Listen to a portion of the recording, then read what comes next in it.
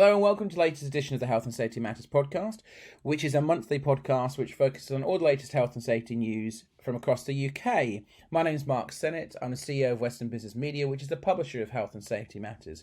We're delighted this podcast is once again sponsored by the Health and Safety event, which, if you haven't heard, the dates of this event have now moved to the 7th to the 9th of September 2021, and it will take place at the NEC in Birmingham, be co-located alongside the Fire Safety event, the Emergency Services Show, the Facilities event, and the Security event. So if you'd like to register for free and get access to all of these events, all you need to do is go to www.healthandsafetyevent.com. So, as long-time listeners to this podcast will know, we normally feature a couple of interviews in every edition and also we cover the latest news. As this is coming to the end of the year, we actually just recently ran a massive webinar with the BSIF, which is on UKCA marking. Now, if you haven't listened to that already, I'd very much encourage you to do so by going to our website, which is hsmsearch.com, and clicking on the webinars tab. And you can listen to it on demand for free and get CPD points for attending. So today's edition is a little bit different. I am covering the news, but actually on top of that, I'm doing a more extended interview with Alan Murray, who actually answers some of the questions that we didn't get time to answer during the webinar. So definitely worth sticking around to listen to Alan's interview. It's always great to catch up with Alan on what is an absolutely vital topic, because as I sit here now in the second week of December, we are steamrolling or marching towards potentially a no deal in terms of Brexit. And this will have massive implications in terms of UKCA marking and obviously what's now CE marking. So definitely a topic worth sticking around to listen to. We will return in January for our next podcast, so keep an eye out. But without further ado, I want to go into the news. And many of you will know you can see all the latest health and safety news on our website. We've got all the latest products, prosecutions, news that go through the Health and Safety Matters website. All you need to do is visit www.hsmsearch.com and you can see that news, products, etc. daily. You can also sign up for a twice a week e-newsletter that we send out this information straight to your inbox. And on top of that, you can sign up to receive the magazine 6 times a year as well, completely free via that website. So definitely worth heading over to hsmsearch.com.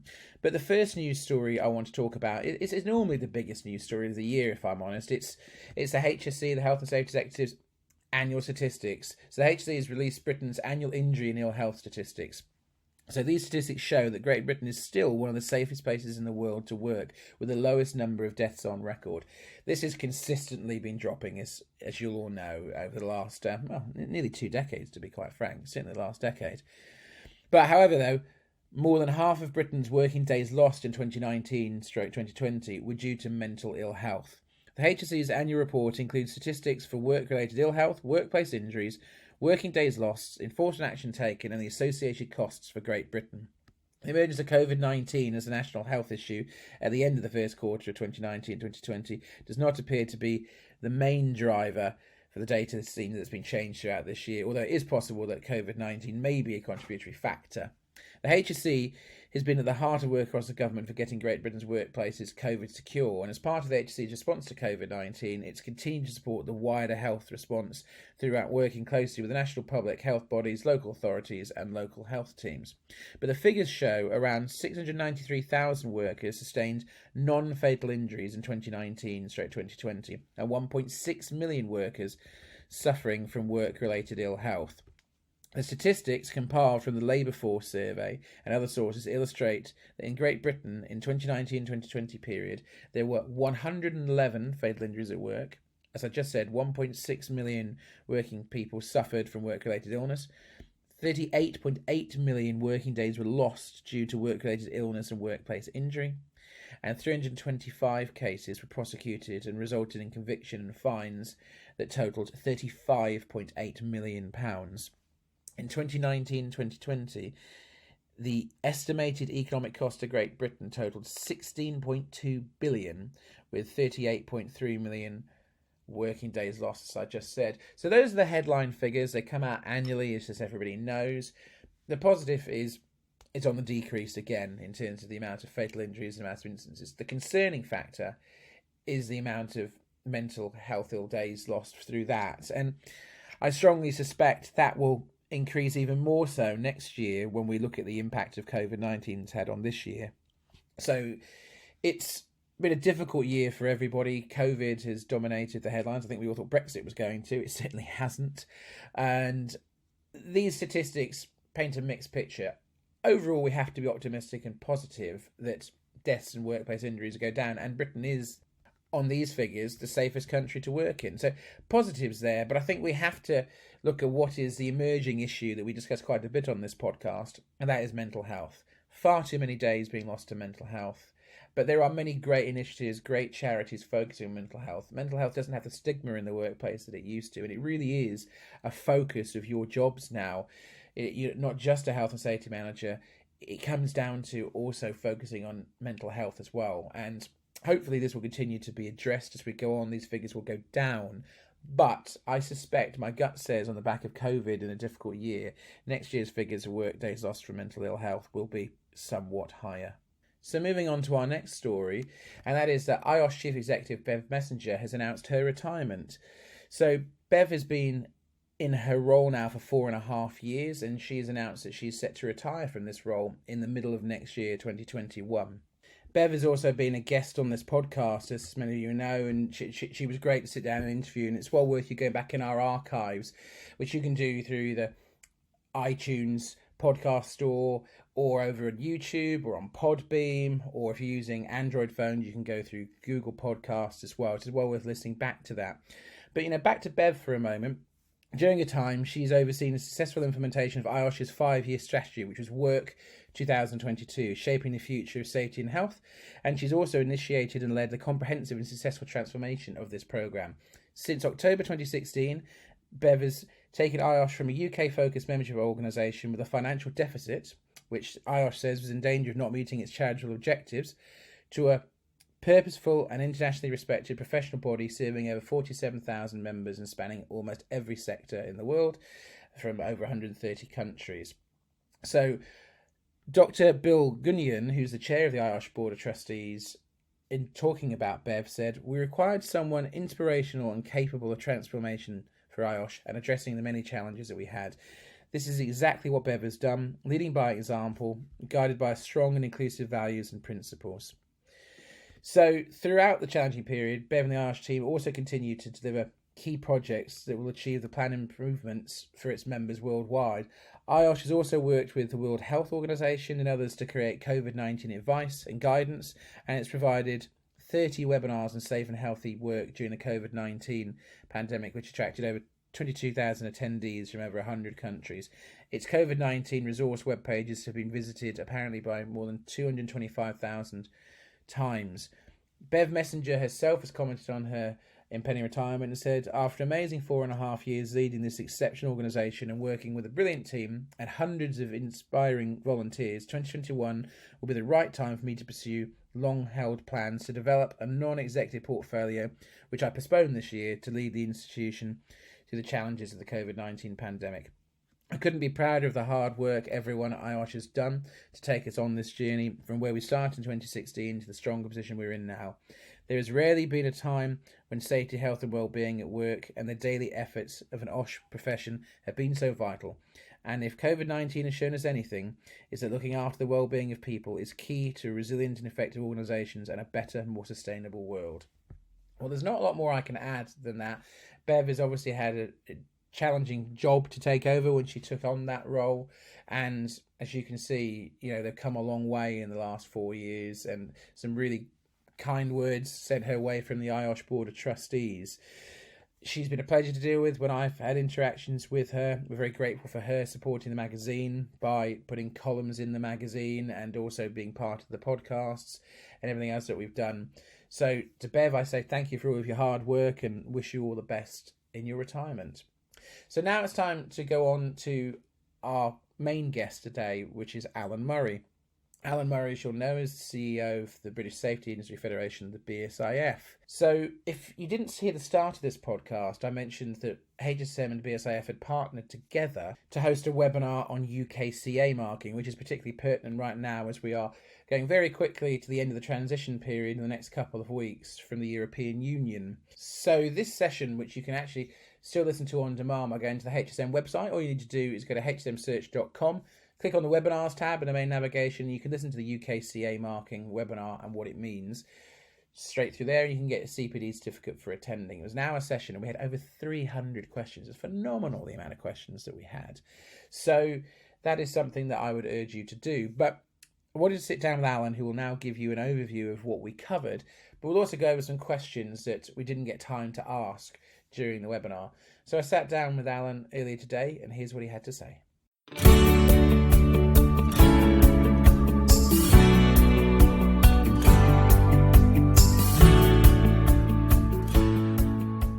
Good morning, Alan. How are you?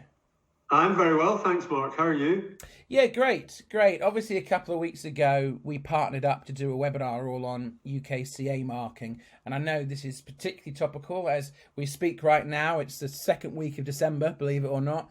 Apparently, we are close or not close to a Brexit deal being agreed. So this makes this just as topical as it did a couple of weeks ago. Can you give us a brief overview on what was discussed during the webinar that you hosted with us? Yeah, of course. It's my pleasure. Well, at the start of the webinar, I suppose we really took the opportunity to have a look back at the very acute problems that occurred in 2020 as a result of the pandemic and the shortages of PPE. So with the huge surge in demand and the fracturing of the supply chains, we, as you know, saw an incredible surge in the amount of non-compliant PPE in Europe and in the UK. So we took the participants back through that, and we highlighted certain things that we had done. We had a webinar with HSM in May, where we educated as best we could the market on what to look for. But we made the point in the webinar that between March and July, BSIF reported 300 different traders to the authorities being the Office of Product Safety and Standards, HSE, and indeed trading standards. So it was an incredible time, really. And not finished. We're still reporting as we talk today. So also in the webinar, we touched on the easement of the CE conformity assessment. And I suppose ultimately we warned the market to be ever vigilant and what to look for. So that was our look back at the chaotic situation as it impacted PPE. And then we went on to outline our interpretation of the UK conformity assessment, which is the new regime to replace CE marking or CE conformity assessment, which is our burden or opportunity, depending on how you look at it, following our departure from the EU. So we talked about the timeline being January 2021. And then we looked at the guidance on how to utilize the new regime. We talked about the conformity assessment bodies and their change in status from January.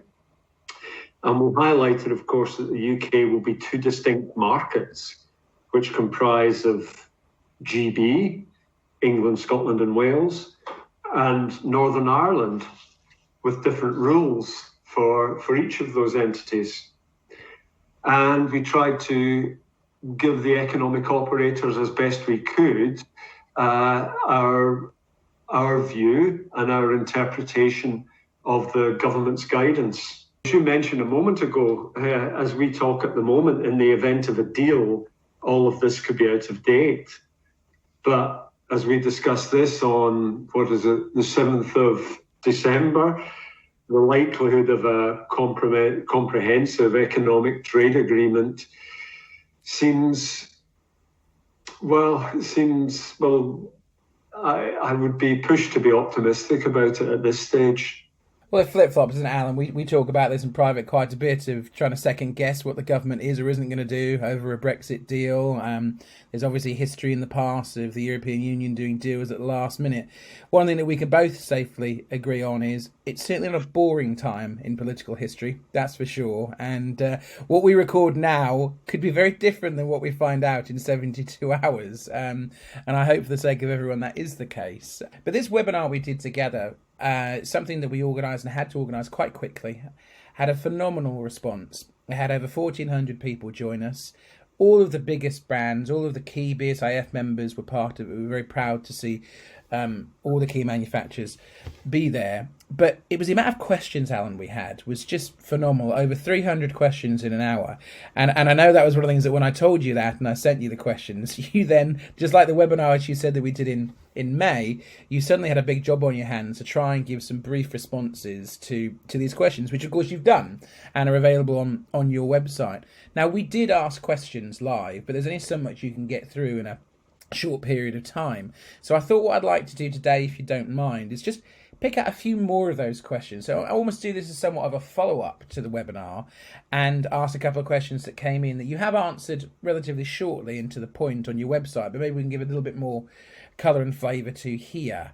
Just before you do, Mark, if I may, you talked about the participants on the webinar. I would also tell you that looking through the list, there were government department people on that, there were trading standards people on that, and there were health and safety executive people on that, which is very encouraging to see. And it's super encouraging that they look to BSIF as the authoritative voice.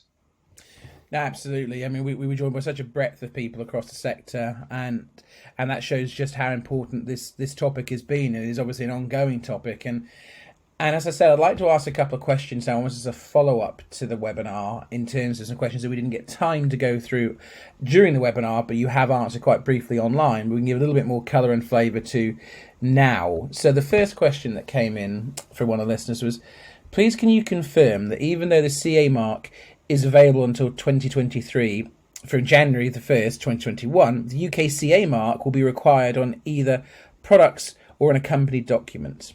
What's the case there, Alan? This is, like many of the questions themselves had so many ifs and buts and supplementaries to them that it's always difficult to answer. The 2023 date for CE validity is not accurate. We made the point that was okay as far as medical devices were concerned, but not for PPE. So CE marking on PPE is acceptable throughout 2021. The UKCA mark for Great Britain must be applied from 2022 on the product or accompanying documentation. Okay, another question we had in was, please can you confirm, just for 100% clarity, at what point, if any, must a product be only UKCA marked? i.e., can we continue to dual mark products ongoing over the next number of years? That's quite straightforward. In essence, there's no requirement that product is only marked with UKCA, and yes, you can dual or multi-mark. And I would say the most common approach will be UK and CE.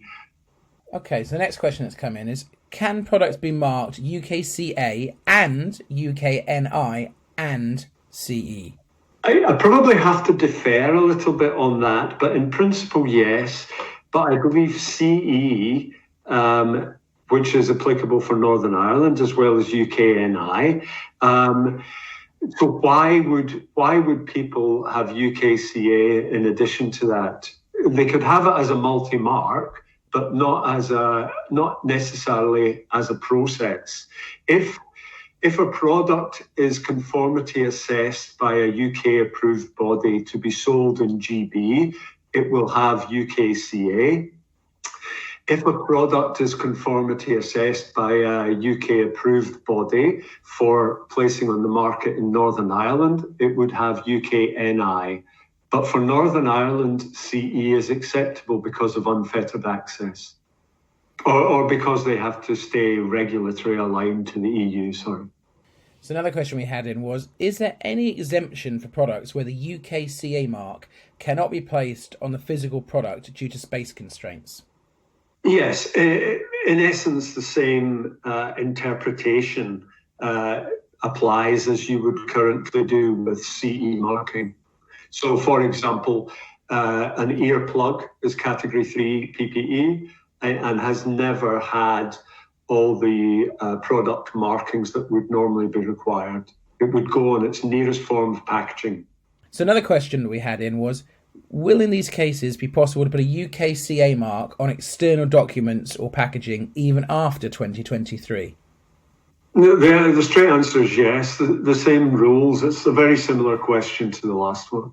So another question we had in was, in the first instance where a UKCA mark can be applied to the packaging, does the term packaging include accompanying documentation, e.g. the user information sheet?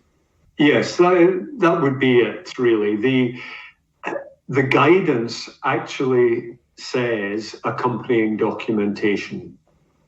So that's the specific guidance. And people often interpret accompanying documentation to include packaging because there are many products currently CE marked where information has to be on the packaging. I'm thinking of a box of gloves, for example. So the information and the markings would be on the packaging. And that forms the basis of information to accompany that product. You would need to have a separate declaration of conformity at the same time. Well, that gives us a fair flavour of some of the questions that came in. Now, I'd urge everybody to watch the webinar. You can do so on demand for free, and you also get CPD points for looking at even on demand. All you need to do if you want to listen to the webinar that BSIF did with us is go to the Health and Safety Matters website, which is www.hsmsearch.com, and on there just click on the webinars tab in the top right hand corner and you can see the webinar listed on there right at the top, and you can register for free and you can listen to it on demand as many times as you want. It was a great session delivered by Roy Wilders and obviously Alan Murray, so please do listen to that. Now, one other thing before I let you go, Alan, that I've talked about in the news section of this podcast. Obviously, it's been a very difficult year with COVID-19 and the pandemic, etc., to just be able to meet people face to face. And that has seen a number, and pretty much all events, continually moved backwards. And you've been a long-time supporter of the Health and Safety event, and you're a partner with us for the Safety and Health Excellence Awards. And obviously, we've seen the announcement that no longer is the Health and Safety event going to take place in April 2021. It's now moved to September 7th, 8th and 9th, 2021. But as a result of this, the unfortunate side for you and I is it's not safe for us to run an awards in partnership together in April. The 2021 awards, the Safety and Health Excellence Awards, which incorporates the BSIF Awards, was due to take place on the 29th of April as a live event at the Vox, and we normally have about 550 people go. But you and I have obviously had to take the tough decision that the sensible thing to do is we can't delay announcing the winners anymore, and we need this to be a safe and fun evening, so we've decided to do it virtually, as I've explained on the news item on this podcast. So anyone that missed that at the start, it is going to take place on the 29th of April 2021, and that'll be the winners for the 2020 awards. And it's not just a very entertaining do which will have interactivity done digitally, but there's more to it because we're actually putting it as part of the BSIF PPE conference, which will be the first time that the BSIF has ever done a virtual conference in partnership with Health and Safety Matters. So I know we can't give too much away, Alan, in terms of what the schedule is going to be for the BSIF PPE conference, but can you just give us a flavour before we announce in the new year exactly how you can register and what's on? Can you give us a flavour of the kind of things that you might want to touch or discuss during the PPE conference? Well, I'm sure it'll come as no surprise that after the chaotic year that we've had in the PPE market, we took the decision that we would co-chair with you guys the PPE conference to look at what good PPE and good safety management policy, including PPE, would include. I'm pleased to say we've got commitment from government departments, HSE, the Health and Safety Executive, OPSS, the Office of Product Safety and Standards, and various others to participate in that. And we will cover different product groups, what to look for, and we'll talk about other issues, face fitting at the same time. So once we publish, you will see a fairly comprehensive agenda, Mark. Yeah, I mean, this is a must attend for anyone with interest in PPE. It's a top to bottom look at everything that's essential to do with making sure that you only use adequate PPE. Now, this will be done as part of the Safe and Health Excellence and BSIF Awards. So it will take place on the 29th of April 2021. We will, in the new year, be opening a free registration for this. It'll be a daytime conference that will be immediately followed by the awards. And, we're very excited to partner with the BSIF on this. As I said, it'll be completely free to attend, and everyone that attends will get CPD points for attending. So keep your eyes peeled on the BSIF website, but also on our website, which, as I said before, is www.hsmsearch.com, and you'll be able to enjoy a whole day digital conference with networking opportunities, but also the opportunity to enjoy and see the winners of the Safe and Health Excellence Awards and the BSIF Awards. So we'll release that information in the new year, and we're very much looking forward to partnering with the BSIF on that. So, Alan, all I have to do is say thank you very much for joining us today, and thank you for delivering a fascinating webinar on UKCA marking. And as I've said before, if anyone wants to watch that again on demand, I'd urge you to do so. You get CPD points. Just go to hsmsearch.com and click on the webinars tab. But Alan, as always, it's been a pleasure catching up with you, so thank you for your time. Thank you very much, Mark.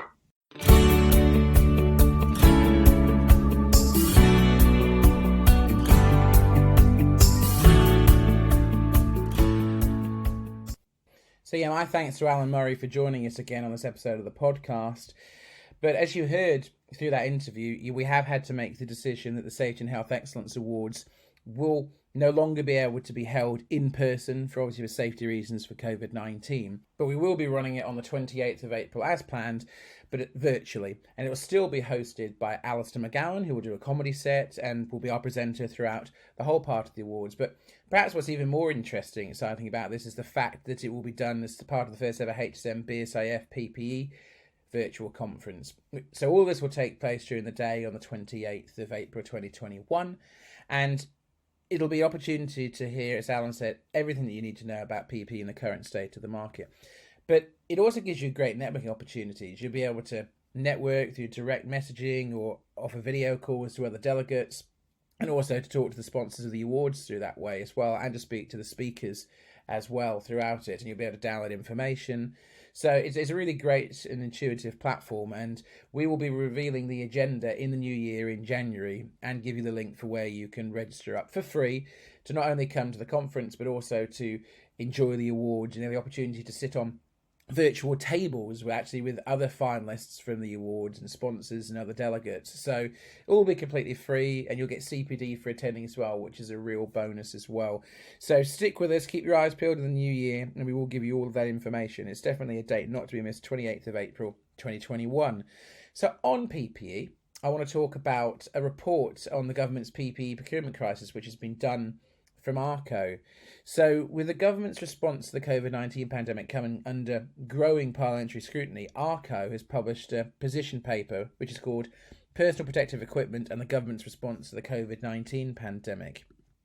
So Arco said, with a right responsibility to comment, Arco's report offers an insight into their experiences dealing with government bodies and other agencies as part of the PPE supply chain. It proposes a 10-point set of recommendations to prevent a repeat of the high-profile issues that were seen during the first wave of the crisis, and to ensure that the country is better protected in any future pandemic. So the first stage of the crisis saw a severe global shortage of PPE at a time for exceptional demand and poor, centrally coordinated response, Arco said. Early in the pandemic, there were many examples of broken supply chains and frontline workers left without critical PPE. A number of suppliers, like Arco, were holding stock but unable to work with the government and its agencies to supply PPE where it's needed the most. So most recently, Arco has said, a National Audit Office report has highlighted examples of PPE supply chain contracts being awarded opaquely to organisations with no history of PPE manufacturing and supply, who are ultimately unable to fulfil orders, and in some cases non-compliant products were supplied that increases the risk to the public, care home staff and NHS workers. So to address these issues and ensure that further and future preparedness is readily available, Arco has developed a set of recommendations based on its experiences in 2020, which it sets out in its position paper, and these key highlights include the following. Registrations of competent PPE suppliers to be allowed to supply Cat 2 and Cat 3 products, ensuring product compliance and quality. Point 2 is the Department of Health and Social Care to conduct a thorough review and stress test of its systems from the perspective of suppliers and buyers. Point 3 says reform the government's purchasing portal to screen out unsuitable or unqualified companies. Point 4 says an educational programme to upskill NHS Trust local authorities and care home procurement officers in how to understand PPE standards and purchase suitable equipment. Also, the government should publish a roadmap for the full implementation of the PPE regulations to reduce the likelihood of poor performance and ineffective products entering the market. So, Arco's chairman, Thomas Martin, has said, 2020 will be a year that none of us will forget. It's been a year of sadness, uncertainty to so many people. Our core purpose is to help keep people safe, and we've responded immediately to the pandemic, and as soon as it was declared, working 24/7 to help make sure that the frontline staff were protected. He goes on to say, from the outset, we were both frustrated with the procurement system and deeply concerned by some of the simple mistakes made across the UK through a lack of experience of procuring the PPE needed. The NAO report and findings very much reflect this experience. As an established safety business, we feel it's our duty to report our experiences to support the government in continuing to deal with the pandemic. We urge the government to act on our recommendations and to ensure that we are better prepared for any future emergencies. So you can actually see the full report and the other 5 points that they've listed on the Arco website. So if you're looking for that address to see the full report, it's www.arco.co.uk/recommendations. So that's arco.co.uk/recommendations. Just finishing off on this point, it's difficult, again, to disagree with anything that Arco has raised here. It was well publicised, some massive cock-ups, to be quite frank, that happened during the pandemic. Unsuitable PPE came into the market. Unsuitable PPE was bought, from my memory, from Turkey at huge cost that just couldn't be used. It's always difficult in a pandemic, in this situation, when you're not prepared, and I think that's Arco's issues, that you need to be better prepared, is what they're saying. But there was an urgent need for frontline staff and many others to have this PPE. So Arco has gone into great detail of where it thinks the government fell short. But more importantly, I think they're going to say how this can be dealt with moving forwards. It's a really interesting report, really good insight, and I'd urge you to take a look into it. So now on to our final news story on this episode of the HSM Podcast, and that's a story that we wrote up a couple of weeks back, that dust breaches are up 23% on construction sites. So the Building Safety Group, BSG, has reported a 23% rise in the number of dust breaches occurring on construction sites. BSG's report was based on 9,000 independent site inspections conducted over a 6-month period from June to November 2020. 2 periods were compared, which revealed the increase between June and August. There were 209 infringements recorded. This was against 258 non-compliances that were catalogued between September and November 2020. The most common types of breaches found included the failure to set up effective dust suppression and extraction procedures on the site. Not having dust masks face-fit tested was also a common violation recorded by BSG advisors. And each year, thousands of construction workers contract or die from respiratory diseases due to breathing in dust and fumes. And obviously managing and controlling exposure to dust has become a major challenge for this industry. BSG's report coincides with the Health and Safety Executive's recent month-long initiative inspecting respiratory risks and occupational lung disease in the construction sector. That's something that we actually covered in a previous edition of the podcast, so I'd urge you to go back into our archives and listen to that. The primary focus was to identify what measures had been put in place to protect workers' lungs from asbestos, silica and wood dust. HC inspectors also looked for evidence of employers and workers knowing the risks, planning their work and using appropriate controls. Enforcement was there for when required if it was found that people had not been adequately protected. So BSG's Managing Director, Stephen Bell, has commented, construction workers have a high risk of developing these diseases because many common construction tasks can create dust levels. Work-related cancers, mainly linked to asbestos and silica, are estimated to kill 3,500 people from the industry every year. Thousands of others suffer life-changing illnesses from their work. He goes on to say, our advice is to always look at ways for stopping and reducing the amount of dust before the job is started. For example, different materials could be used, less powerful tools, or other work methods. Once these controls have been put in place, it is of course vital to check that they are working properly and effectively. So, pretty stark statistics there. So we go back to the start of this, this reporting here, the Building Safety Group, 23% rise in the number of dust breaches. We have talked about silica dust exposure. We talked about that with Casella on a past issue. We have talked to the Health and Safety Executive about dust and their campaign that they've recently been inspecting construction sites. I think it was on the last episode of the podcast. I think the key thing to take away from here is just that statistic that 3,500 people die every year from work-related cancers. And I've said on this podcast many times before, everyone has a right to come home from work safe. And that is a shocking amount of people. And I know a lot of it's historic exposure, but that doesn't make it any better.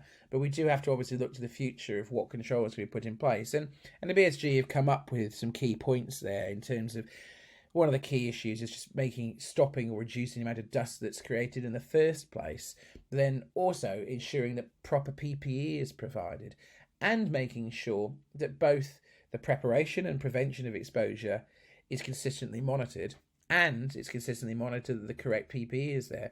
I think it's probably the right time to say Fit to Fit scheme is absolutely essential that the BSIF have.